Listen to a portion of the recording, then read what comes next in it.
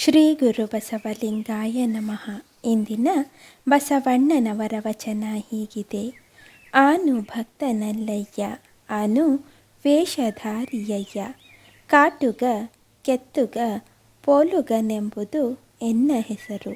ಕೂಡಲ ಸಂಗಮ ದೇವ, ನಿಮ್ಮ ಶರಣರ ಮನೆಯ ಮಗ ನಾನಯ್ಯ. ಈ ವಚನದ ಸಾರ ಹೀಗಿದೆ. ಭಗವಂತನಲ್ಲಿ ತಮ್ಮ ಅಂತರಂಗವನ್ನು ತೆರೆದಿಟ್ಟು ದೋಷಗಳನ್ನು ಪಟ್ಟಿ ಮಾಡಿ ಹೇಳುವವರು ನಿಜವಾದ ಭಕ್ತರೆನಿಸುವರು. ಅವರಿಗೆ ತಾವು ಭಕ್ತರೆಂಬ ಅಹಂಕಾರ ಇರುವುದಿಲ್ಲ.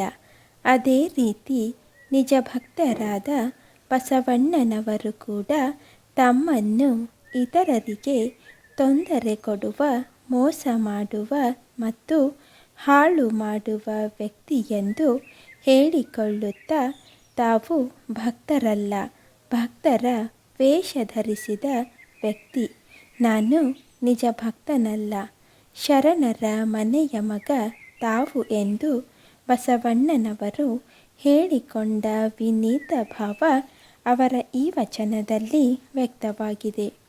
ಇಂದಿನ ಮಾತು: ಜಗತ್ತಿನ ಅತಿ ಸುಂದರ ಮತ್ತು ಮೌಲ್ಯಯುತ ಮಾತೆಂದರೆ ಅದು ಮೌನ.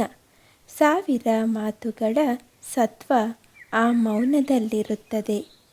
ಕುಂಬಾರನಿಗೆ ವರುಷ, ದೊಣ್ಣೆಗೆ ನಿಮಿಷ ಎಂಬ ಮಾತು ಎಲ್ಲಕ್ಕಿಂತ ನಂಬುಗೆಗೆ ಹೆಚ್ಚು ಅನ್ವಯಿಸುತ್ತದೆ. ಗಳಿಸಿದ ನಂಬಿಕೆಯನ್ನು ಕಾಳಜಿಯಿಂದ ನಾವೆಲ್ಲ ಉಳಿಸಿಕೊಳ್ಳೋಣ. ಶರಣು ಶರಣಾರ್ಥಿಗಳು.